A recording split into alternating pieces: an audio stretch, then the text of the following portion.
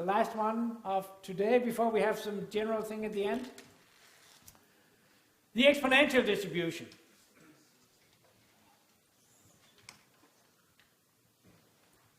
The exponential, I should put in my plots first actually. I like to start with the plots and then we'll get back to the formula. This is an example of an exponential distribution, the one with unknown parameter lambda equal to 1 or beta, some call it. This is also a model for something positive, right? The exponential distribution, I run back to my initial slide where the mathematical function is given to us. It is a model for something positive. If we have some both negative and positive numbers in the system we are dealing with, don't think about the exponential. That's not the one for you to be thinking of. What we could be thinking of, what will, or should, I would say, make us think about the exponential distribution at least as a starting point or a potential model for the stuff that we are facing is when we face lifetimes or waiting times, reliability issues in production, for instance. For how long does our things actually run? What's the waiting time until failure? Or in the bio area, the medical area, what is our waiting time until death? There is a whole area of biostatistics called survival analysis. It's a nicer name than the other name, right? But nevertheless, what they deal with is, of course, time until death. That's the point of survival analysis, right? When that's the thing that we are studying, then the exponential distribution, for many reasons that I'm not going to take you through here, actually pops up as a natural choice. There is a link now, and we're going to dwell on that a few minutes. There is a link between a system that we talked about last week, actually. That is what could be called the Poisson process, actually. That we could imagine a system that we discussed last time. For instance, the events happening random in time. For example, customers coming to our shop, or people calling to our call center, or jobs being submitted to our server, or clicks on our marketing place on the internet, or whatever we are measuring for one reason or the other. Then the system is like a time dynamical thing, right? If you imagine it, if we were investigating it, we can follow it, and then we have an event. Something happens, something calls, one calls, a guy calls again, a guy calls here, and a guy calls here, and a guy calls. So that's the time process in it, right? Last time we discussed the Poisson distribution that came up in the way that if I do not as such use this system as it comes, but if I count the number of events, for instance, here's day 1, day 2, day 3, if I count the number of events within a certain time area, then the Poisson distribution, the discrete Poisson distribution, would be the natural one to use. It's not always completely correct and all, but it would be the natural one to think of. Now, I'm not talking about counting events now, but it's the same system that I'm talking about. I'm talking about registering the waiting time between events. That is a quantitative thing, right? Of course, and if I have those, I could make the other counts if I wanted. So it's a different feature, actually. If I have that feature, sorry for jumping, it would be natural, I tell you, to think of the exponential distribution. That's where the exponential distribution is a good model for us. If we find the mean and the variance, and I do not do it now, given the way we have expressed, sometimes it's expressed like this, sometimes it's expressed by a lambda over like that. But there are different ways to to express it. But if we express it by the beta like that, the beta is actually the mean. So the mean waiting time.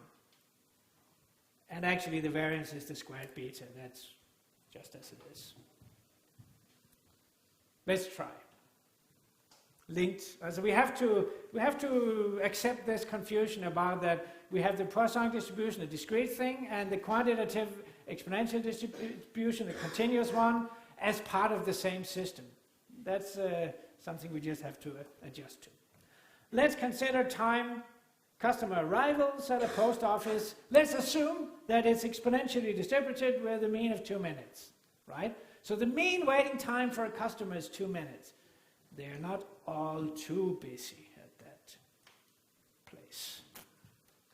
Let's extract different features. Now you can see the picture. In a way, abstractly or sort of overall, I'm doing the same thing again and again. I put up a probability model. I extract certain features of the system by calculating some probabilities, and I'm trying to understand what that would tell me. Right? That's kind of what we're doing here. One customer just arrived. What is the probability that I can just make it to the little place and back again, because I can do that within 2 minutes? I know from historical data that I collect, of course. What is the probability that no other customers will arrive during the next 2 minutes? Can we find that probability? It seemed as if we could. I would say, if we want to put it, it would be the probability of waiting more than 2 minutes, right? If I'm gonna not see anyone in the next 2 minutes, I hope you can follow me, that's the same as saying I'm gonna wait more than 2 minutes. And x, the random variable now, is the random waiting time to the next event. That's the one that will be exponentially distributed. And in fact, the exponential distribution exists in R, of course, as I told you already. We have to not tell it that beta is 2. We have to tell it, that's the option. We have to tell it that the rate is 1 over beta. That is 1 over 2. That's the way we tell R to find the probability that I was talking about.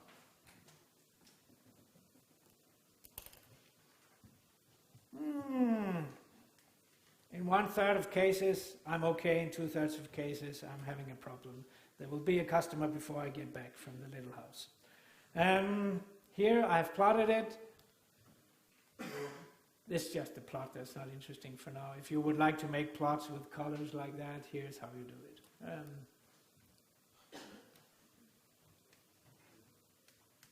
It could have been found, this particular probability, also by the Poisson, actually. So this is actually a question I could have given you last time already, a week from now. Could we have found the same probability of no one appearing? Yes, we could. Here it is.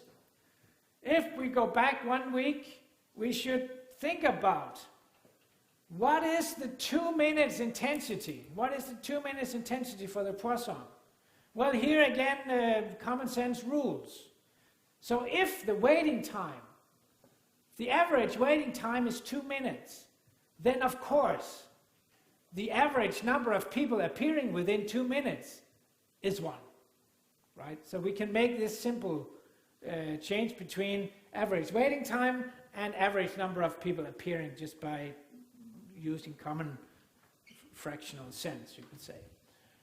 So we could also use the Poisson distribution and saying what is the probability that no one pops up given a Poisson intensity of 1.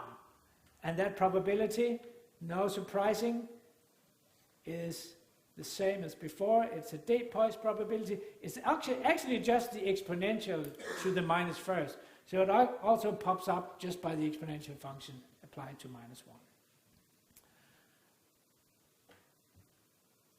And we could use, like in the Poisson, where we could change between time periods, we can also change between time periods using not necessarily the Poisson, but also the exponential, and I'm not going to do this now. So we could change between time scales and say, how many people would on average appear Yeah, like last time. I'm going to skip that because I have a much nicer story at the end here. So that was a bit rapid also for this part. But now we have a nice story.